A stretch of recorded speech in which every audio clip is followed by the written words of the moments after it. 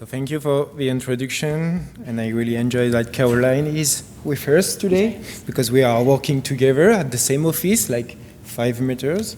And so thank you to the organizer for giving us the opportunity to present this work about the experiences of a young sexual and gender minority man with sex and drugs. We would like to respectfully acknowledge that this presentation and this work takes place on the unceded indigenous territories, including the territories of the Squamish, Tsleil-Waututh, and Musqueam First Nation. So we are interested in sex and drugs among this population, as higher rates of substance use among sexual minority men have been documented compared to heterosexual men.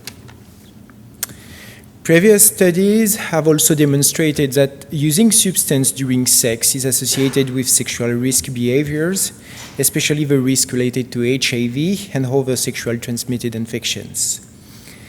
In the literature, these practices are known as chemsex and party and play, PNP, which are the two main terms to define the use of crystal meth before or during sex. However, less is known about the whole configurations, context, or motivations of substance use may influence sexual and drug-related risk.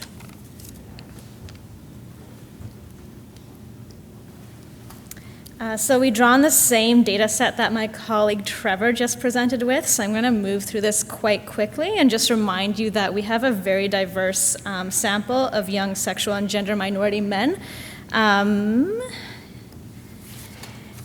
get to the analysis we did. So these interviews were transcribed and coded using in vivo software. Based on the data in the data set, PJ and I conducted two analyses on two different objectives. So for the first analyses, we extracted data on sexualized substance use to examine the participants' experience with substance use and sex. And for the second analysis, which PJ will present a little later, we extracted data on online settings, such as social media platforms, online applications, internet presence, and examined our participants' online experiences with sex and drugs. So for the first analysis, I'm going to present findings about the participants who use substances during sex. We've seen this graph before, so I'm going to move through it quite quickly and just point out once again that there was a variety of substances used among the participants in our data set. So I'm thrilled to build on the themes that my colleagues just presented, especially Matthew, who just spoke about the ways that sexual and gender minority men use substances. And you'll see that in our presentation, we're going to see similar themes in our interviews with sexual and gender minority men. So the literature often describes a set of reasons for why people use substances during sex under the terms party and play, PNP for short, or chemsex. And these terms are understood as a purposeful use of substances before, during, or after sex to feel more pleasure, to last longer during sex, or to feel more inhibited, among other reasons. Although the types of substances used for PNP and chemsex vary from context and location, GHB and meth are the most commonly associated ones here in Vancouver. However, our participants also considered a variety of other substances for achieving similar goals as those outlined by the terms party and play and chemsex. So for example, one of our participants, who chose the name Lord Voldemort, said, "I have used cocaine before sex and during sex because it was a craving to feel something while fucking, or to have some sort of pleasure and to stay lost. Because it was like, yeah, I'm fucking, but why is it not bringing me any joy? So I'm like, I'm going to try a substance." So I did that.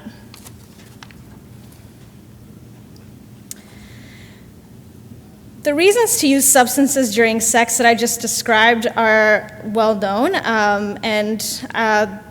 but the guys in our interviews often described many other reasons for using the substances they used before, during, and after sex, and a lot less is known about this.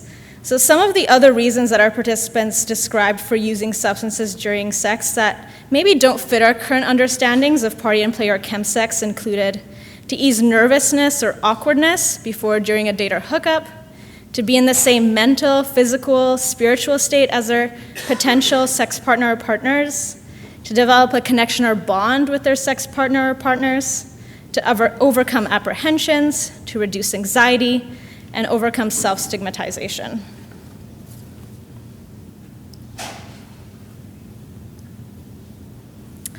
So one of the examples I want to offer you, which illustrates some of the other reasons our study participants use substances during sex, comes from Avery, who's a 24-year-old white gay cis man.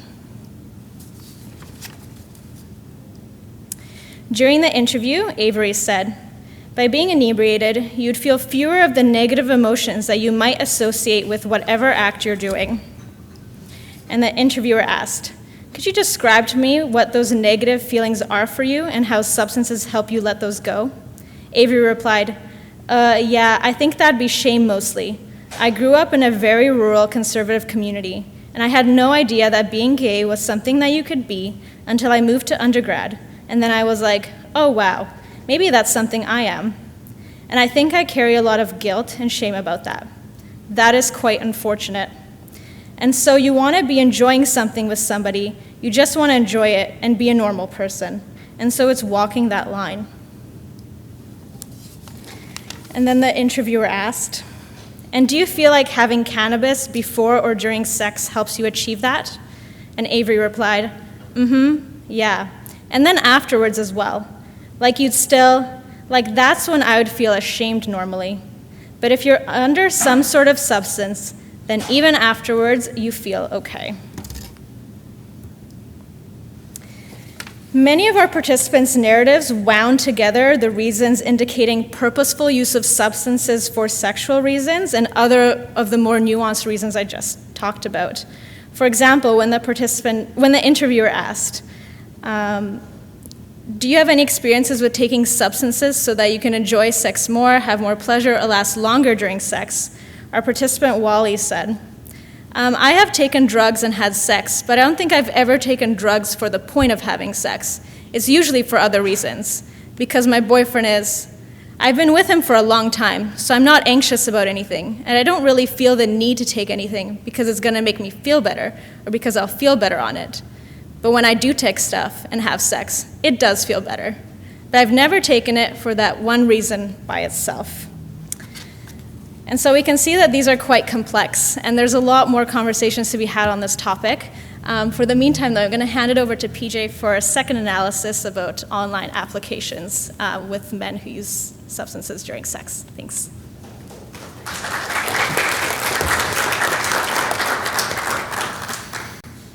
So as you can see on this graph, more than 2/3 of our participants reported using internet as a source of health information. In the interviews, participants also mentioned a variety of mobile applications such as Tinder or Grindr, and also online datings and hookup platforms like Seeking Arrangement for meeting partners. But they also use specific websites to find information about sexual health and substance use. In our analysis, we found that participants use different online tools for specific sex and drug-related behavior. For example, one of our participants explained, there is different types of interactions. It's purely sexual. Much of that information would be discussed online typically rather than in person. I would say that those conversations over, when was the last time you were tested? Are you negative? Or, those kind of conversations definitely happen more online than in person. The interview said, and they happen differently on different social media apps? And Daz reply, I would say Tinder is definitely more than on the long-term dating side, whereas Scruff or Grindr typically is more immediate, like hookup kind of side.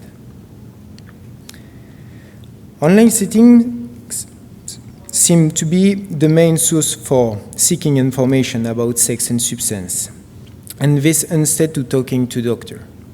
For example, Graham said, the bulk of information I get about substances and sex and that kind of thing is the internet.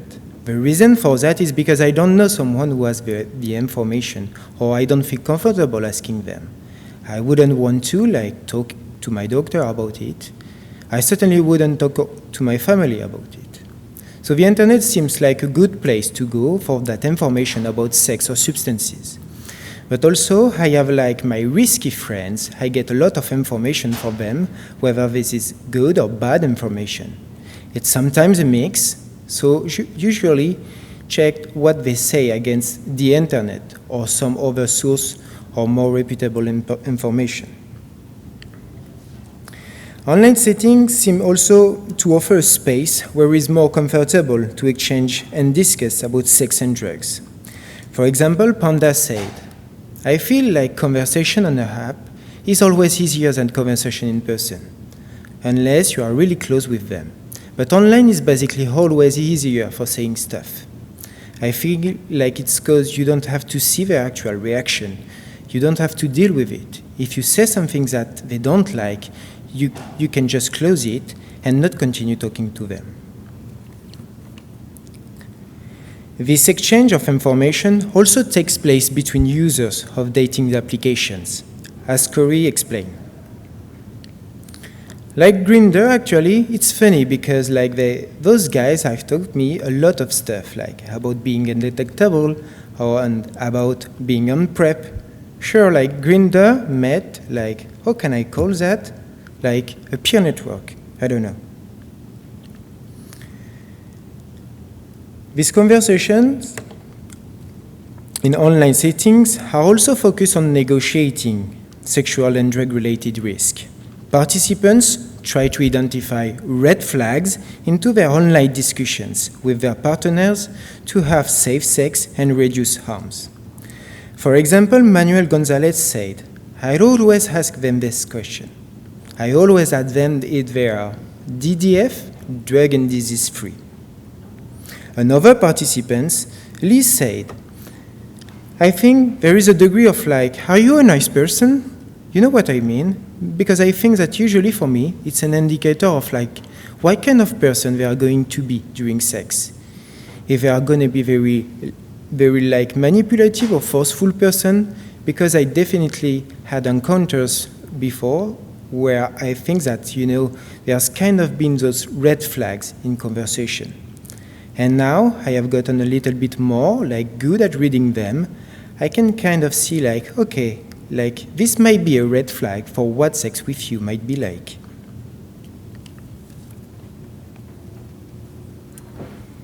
So to summarize our analyses, we'd like to provide you with some take-home messages based on these findings.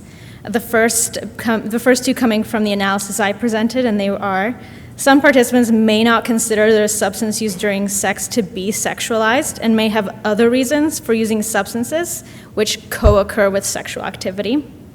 And the motivations for using substances during sex are often nuanced and complex. The participants in our study often had many layered reasons for engaging in substance use during sex. And in PJ's analysis, the take-home messages we'd like to put forth are that apps feature widely in facilitating information exchange about sex and drugs, at times far more so than any other online spaces. And there are opportunities for online interventions, but these need to take into account the risk and harm reduction strategies that are already being used by young sexual and gender minority men to have good and safe sex. Finally, we would like just to thank the study participants and the team who supported this research and our funding partner, the Canadian Institutes of Health Research.